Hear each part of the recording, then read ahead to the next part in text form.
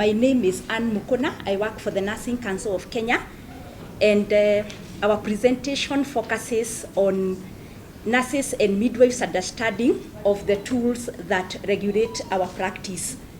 So we know that there are many trades, there are many, and in every trade there are rules and regulations to the game. And so for nurses and midwives, these are anchored in the nurses in our Act, Cap 257 of the Rules of Kenya. And under Section 18, we are going to find situations in which a nurse or a midwife will be deemed culpable of professional misconduct. We know that nurses and midwives comprise the largest proportion of the healthcare team, and they manage complex health situations with limited resources, being required sometimes to be innovative, to be able to perform the roles that they should perform, given the resources that they have at hand, and given sometimes the way the human resource can be stretched, that we take of so many patients over and beyond what the recommendation is. So, given that, we find that they also, because of the nature of their interaction with the patients, that this predisposes them to situations that they can be found or alleged to be culpable to professional misconduct, as we try to navigate through this healthcare system, through the challenge of resources, through the challenge of particularly human resource that we encounter on a daily basis. And as such, our study then focused on the determination of nurses and midwives' understanding of the regulations, the regulatory tools that exist and that we need to understand for us to be able to mitigate against being found to have foreign and professional misconduct. And so we used 3 methods. We had in-depth interview with the persons, nurses and midwives who are facing alleged professional malpractice cases.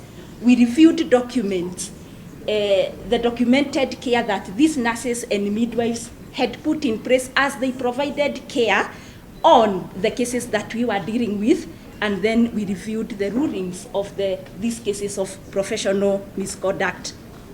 And what were the results? We found that majority of the nurses and midwives demonstrated limited understanding of the regulatory tools that are in place and that are prescribed by the council and the country, and that offer guidance in regard to the conduct of the nurse and midwife, and that they can be able to use in order to mitigate situations that can lead to them being deemed to have committed professional misconduct. We also found that there was a huge gap in the nursing care documentation, and from the interaction with the nurses and midwives, the care was okay. But then looking at what was documented, it could not be able to substantiate, and therefore this was a huge dilemma now for us to be able to determine, are we going to gauge this case by what this nurse says, this midwife says, or by what is documented. And then in conclusion, it is a fact that nurses and midwives are a critical component if we are going to achieve universal health coverage. And our nursing and midwifery practice and the care that we provide on a day-to-day basis has to be anchored on the existing legal framework, so as we can be able to mitigate against the litigations that we get predisposed to as a result of the work that we do on a daily basis.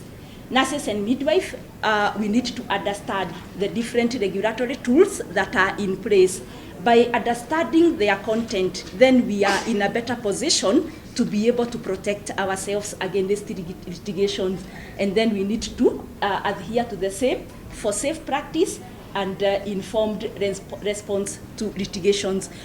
We also need to understand that today the society has become very litigious, and each one of us is looking for ways we can sue this. Perhaps there can be some compensation and things like that. And as a result, now the healthcare arena really becomes slippery for the healthcare professionals, and particularly for nurses and midwives who are in very, very close contact with the patients 24 hours a day in the shifts. Then that really puts us on the spotlight in regard now to litigations. So we need to be aware of the litigious nature in the healthcare arena, understand existing legal framework, oblige to professional conduct, and strengthen proper documentation of the care that we provide.